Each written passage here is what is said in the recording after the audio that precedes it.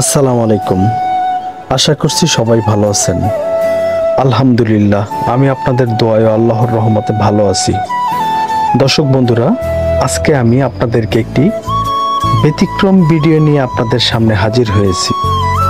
এটি শুধু একটি ভিডিও নয়, এটি আমাদের পরিবারের স্বপ্ন, আমাদের বাবা মায়ের সংগ্রামের গল্প। আমার বাবা মার বহুদিনের স্বপ্ন ছিল একটি পাকা ঘর কিংবা বিল্ডিং করার। এটি আমাদের একটি স্বপ্ন, কিন্তু করব বলে তার কখনোই হয়ে ওঠেনি। বাবার কঠোর পরিশ্রমে টাকা দিয়ে তিনি একটি টিনের ঘর করেছিলেন বহুদিন আগে। সেখানে আমরা 4 ভাই বোন মিলে এবং বাবা মাকে নিয়ে আমাদের অর্ধেক জীবন কাটিয়ে দিয়েছি। আমরা 2 ভাই 2 বোন, বোন 2টি বড়, তারপর আমার বড় ভাই, তারপর সবার ছোট আমি। বাবা একজন কৃষক ছিলেন। তিনি অক্লান্ত পরিশ্রম করে আমাদের বড় করেছেন। যখন আমি নিজেই দেখেছি আমার বাবা কৃষক ছিলেন, সকালবেলা কখন দাগে গেছে আবার কখন আসছে আমি নিজেই জানতাম না, এরকম পরিশ্রম করছে। কিন্তু এখন আমার আব্বা শারীরিকভাবে অনেক অসুস্থ। তো তিনি কয়েকবার স্ট্রোক করার পরে এখন তার অবস্থাটা খুবই খারাপ। সকলেই আমার বাবার জন্য দোয়া করবেন।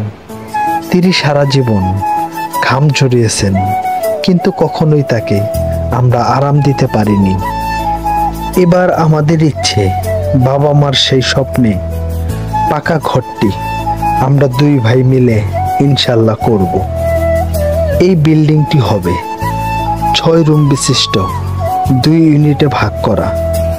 প্রতিটি ইউনিটে থাকবে 3টি রুম, 1টি কিচেন রুম এবং 2টি বাথরুম।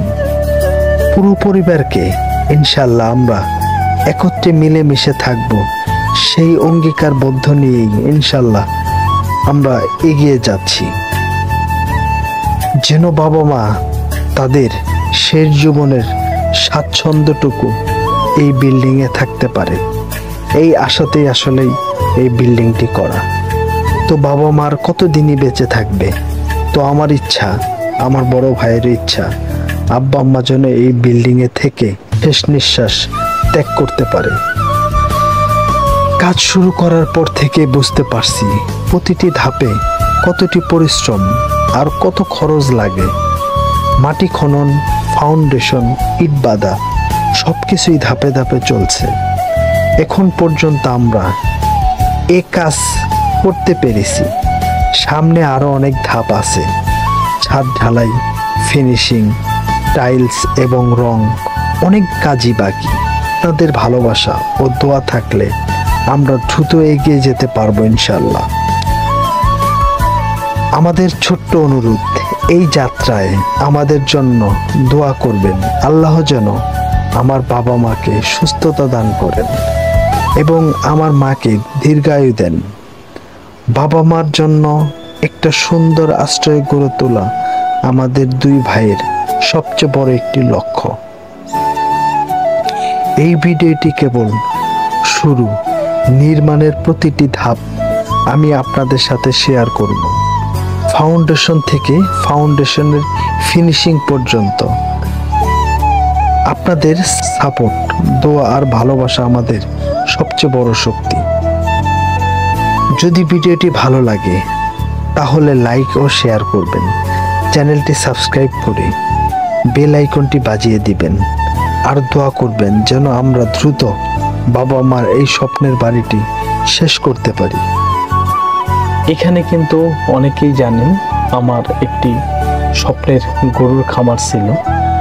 আমাদের বাড়িতে আসলে জায়গার স্বল্পতার কারণে আমাদের কিন্তু এই খামারটি ভাঙতে হয়েছে বাধ্যতামূলক।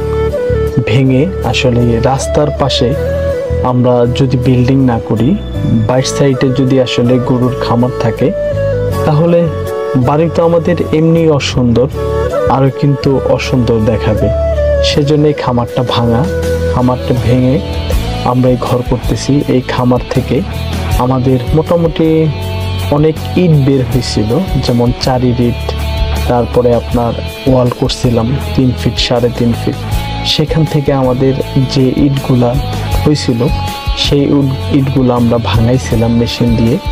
ভাঙানোর পরে আমাদের কিন্তু এই ভাঙানি ইটগুলা আমাদের কিন্তু অনেকাংশেই কাজে লাগছে। হ্যাঁ, আমরা কিছু কিছু আপনার এই বিল্ডিংয়ে আমরা খাটাইতেছি, তো নইলে আমাদের আরও 5-6 হাজার ইট আমাদের বেশি লাগতো।